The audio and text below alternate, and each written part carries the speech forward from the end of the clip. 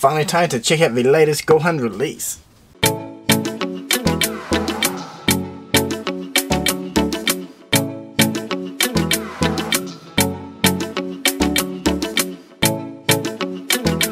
Hey, how's it going everyone? We're here with the latest release, Son Gohan Battle Close version. And so this is the latest in the line for the Namek Saga. Previously we did have the first of the, I guess, recent Cell Saga or Android Saga releases. So we are kind of jumping back to the Namek area. Now next month we will be having, as we can see on the back here, the Krillin Battle Close version as well. Definitely pumped to get him to match up with Gohan. I think at the moment this figure is a little bit lonely just by himself, though if you haven't seen the news, jump on rockchannel.com for all the latest figure release updates. But second form Frieza has been announced and he is up on pre-order on Premium Bandai currently.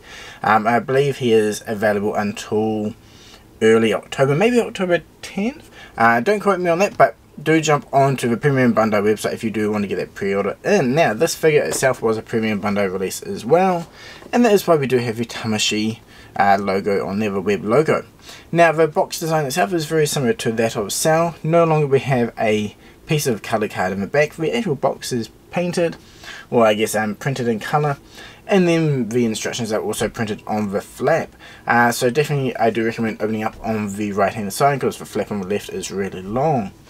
But yeah, anyway, as it swings around on the back here, we do have a great selection of poses showcasing the expressions and accessories that it comes with. Accessories, actually only the ball, no real accessory. We've been cool to get some type of key effect. Something that has been very lacking lately. Tamashii, give us some key effects. Everyone wants them. But yeah, before we pop them open, I do want to point out the Tamashii quality seal for those that are new to collecting, and that is one way to spot out a legit figure or not. Anyway, look at those faces, looks fun. So let's just pop him out of the box so we can get a closer look at what he does come with. Okay, we've got him out of the box now, and I know everyone is itching to know, can we switch faces? Can we use the faceplates with the Saiyan Saga Gohan? And well, unfortunately we can't, though I will dive into that a little bit deeper later in this video, so be sure to check out the comparison between the original, well not necessarily original, the Saiyan Saga release compared to the Namek here, because I will do some head swaps to show what we can and can't do. But anyway, before that, let's go over what he does come with. So we've got the little bit badass chibi warrior himself in the centre with that pouting face. Then down the side here we do have 4 additional expressions. The full mouth screaming, perfect for his Masenko, you know what, I can't even remember that. Okay, thank you Google. So Masenko, there we go. Not sure why, but that word always eludes me. But yeah, so it comes with his face for his Masenko attack, sort of teeth gritting, kind of getting angry, the happy jolly face which was severely lacking from the previous release, and then we just kind of got the slightly more neutral, slightly frowning look. Below that we do have the 3-star summoned Namek Dragon Ball. We also have a the chest armor piece that can pop off. Now this is so you can bring the arms forward further, so we'll get a closer look at that shortly. We also have the second head, or at least the hair. This is the flowing hair going up like he's powering up, which is great.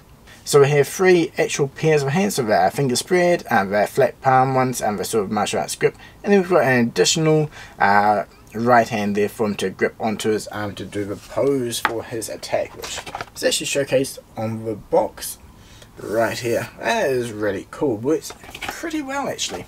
But that is all he comes with. I mean, decently stacked, I guess. A nice arrangement of faces, which is fantastic. That's one thing that I am digging about this figure so far.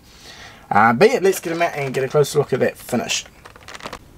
So as Gohan spins around here, we'll notice that yeah, he definitely is like the previous, I would say the Vegeta armor release, where the pants and legs has a bit more of that matte finish, and where we have the base plastic for the white areas. I mean, overall he looks really nice and he will match beautifully with the previous releases, though you know, it would always be nice if there was a little bit more weathering or some detailing in the finer lines and cracks to really make the figure pop. However, the overall aesthetic and the look of the armour is really nice, and as I mentioned, pretty much similar to what you expect when you look at the previous Saiyan armour releases. The face as well, the skin tone looks really nice. It has that quite of a deeper peachy colour, which is nice. He does have a chunky sized neck, which does kind of blend in well with the size of his head, and he is a bit more of a, I guess, a chibi body style, especially in his arc. He looked a bit more squat compared to the earlier Saiyan Saga version of Gohan. And he is rocking that oh so stylish Super Bowl cut. I mean, he wears it pretty well. So yeah, that is overall finished, looking really nice, simple but effective. And one thing to point out, yeah, the joint colouring is actually really nice. It actually matches up really well with the rest of his body. Sometimes there's a bit more of a noticeable difference, but I feel like for Gohan here, matches up pretty well. So yeah, let's move over to articulation now. So starting with his head, he has a decent range of motion there with his actual base neck, which is quite nice. And the head itself will tilt forward pretty far, and then same for going back. His hair doesn't really hinder it at all, just slightly on the back once it will hit. So maybe if they had a bit of a curve in there, we could have got a bit more articulation going back. But overall, it is actually, yeah, to be honest, my back motion isn't that great. But going forward is definitely a lot better. Now if we move that peg, actually while we have a head off, we can take a closer look. You'll notice that the peg design is quite different from that of the earlier Saiyan release. The ball point up top here is a little bit smaller as well. But if we just angle the peg in the other direction and pop the head back on, now we can get some pretty good left and right tilt action going. Moving down to the shoulder, the armor plates here work pretty similar to other figures. You can move out, and then he has the double, I guess, the butterfly joints there, and everything feels quite nice. Since it is small, it's pretty fiddly, and the bicep swivel is nice. You just have to kind of get it in the right angle so you can, there we go, twist everything up and around. There we go, so the arm goes up pretty nicely, and the elbow joint a little bit small and fiddly, but an acceptable range of motion, being quite small.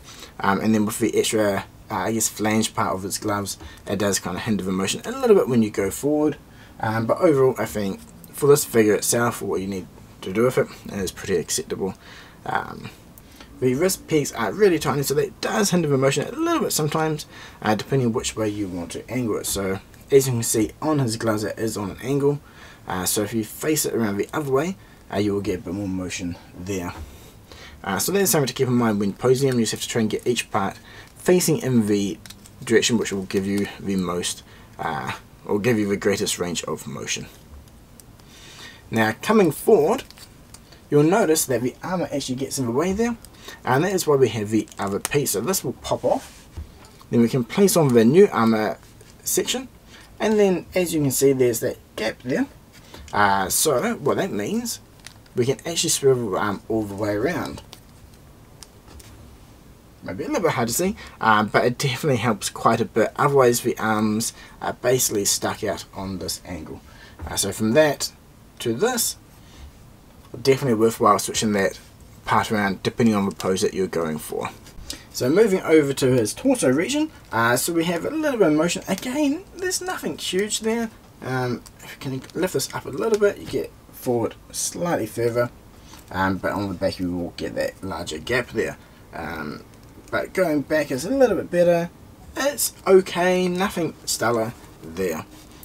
He does have the waist swivel as well, which is quite nice, so nothing really hindering his motion there, which is great. And for his hips, it's a very much standard 2.0 design. It's okay. I think for a small figure it's pretty decent, but it is definitely a lot more limited compared to other figures. Even his knee range isn't stellar.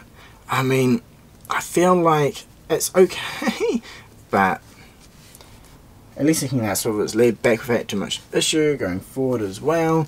But a bit more motion doing the splits and in the knee would have been nice. And oh, just popped the ankle off, just with a single peg in there. And speaking of foot, it's got the standard kind of small range of motion, and same for toe tip there. everything looks really nice. I think that's one point to really highlight, is it looks nice, but that motion is definitely a bit more limited compared to some recent figure releases. So switching over to faces, this is one face that got a lot of hate online for looking bad, kind of no chin, and yeah, depending on the angle that is the case. I feel like this face works really good if he's kind of looking down, kind of scrunching up that chin area, and I think in this situation I think it looks nice. Not every face will look fantastic from every single angle, and this is definitely an example of that. Depending on which way you look at this face, he can look a little bit weird, but if you get it on just the right angle, he looks really nice. It really does kind of bring forth that extra bit of emotion, that kind of angry. He's about to snap and really charge up, which is great. So next up is that full-on screaming face for doing his Masenko, and this is really nice. You've got that extra detail in his mouth with the colouring and teeth, and you can see his tonsils at the back there with a little bit of black underneath the peachy flesh colour. This is really nice. Even the eyes are sort of curved up to bring forth that emotion. And next up we have the kind of teeth gritting, barely holding on to his rage. And yeah, I think this here looks really nice. Again, the extra detailing on his teeth there is really nice, and the lines above his eyes. Next up is the happy smiling face, which is probably my favourite from the lot. It's just nice to see that kind of happy goofy Gohan look. I really wish we had this face with the previous release, so definitely stoked that we got it this time around. And finally we've got the more neutral, kind of unhappy look with the slight frown there. And yeah, again, this is a very nice simple face. And all of these face paints actually fit onto the other hair, which is great. So to change that, we can just pop the head off. And with the hair flowing head, we just pop those front bangs off, and then we can just slot the new faceplate in, which you can see from here is quite a bit bigger compared to the last Gohan release. The bangs will slot on over top, and then we can just pop that onto the body. And here we go. I think this here, I think it's awesome actually. Definitely brings forth a lot more of that motion in the figure. And it works really well with this faceplate as well as the Masenko one as well. So yeah, I think this is probably how I would display him, either charging up or doing a special attack with this hair on.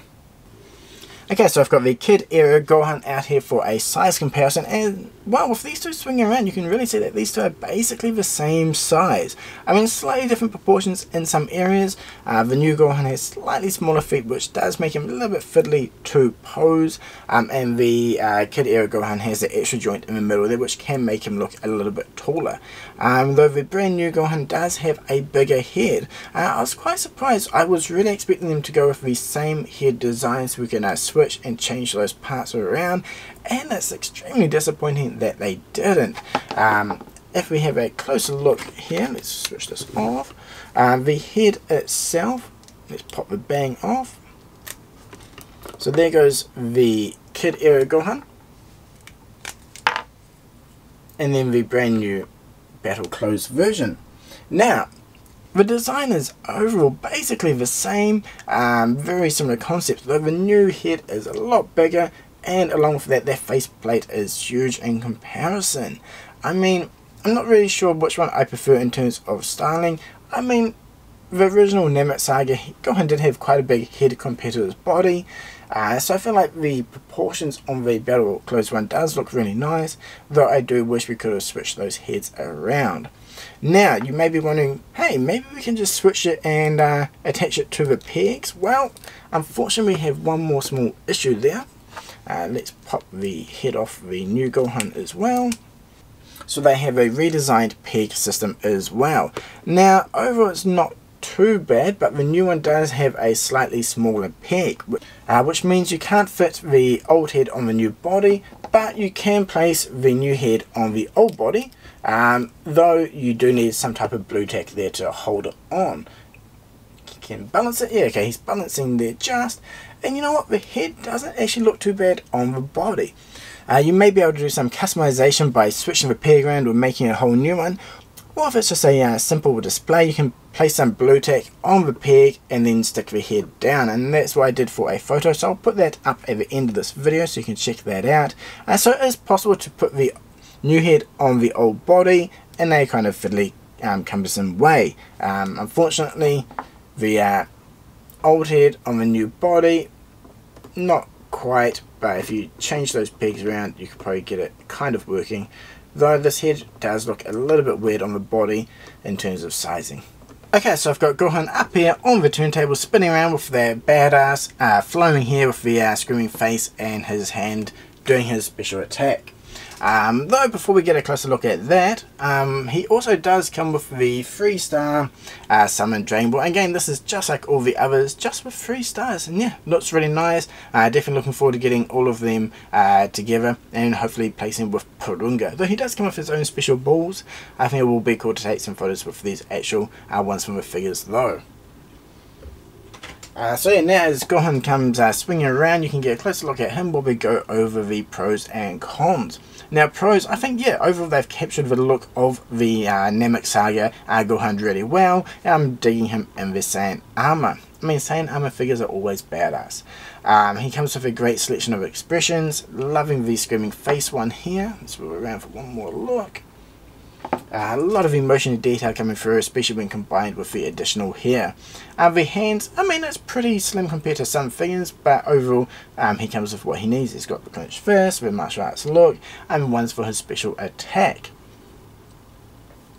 The extra armor piece which he does have on his chest at the moment does allow you to get into some nicer posing, which is good, so it doesn't look too awkward.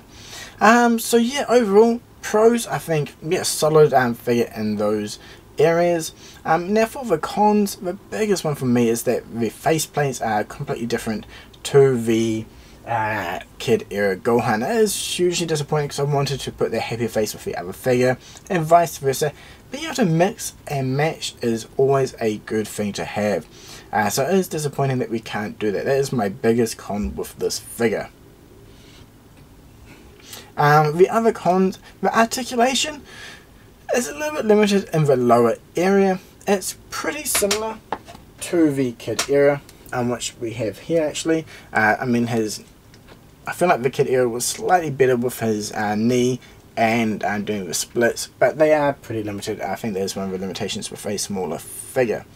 And especially with the Saiyan armor, generally the armor often does get in the way, so having it there is a little bit more limiting, especially in the torso area for articulation. I mean, hopefully as I guess their technology or what they can create improves over the future, who knows, maybe we'll get a second version of this figure maybe 5 years down the line if the line's still going.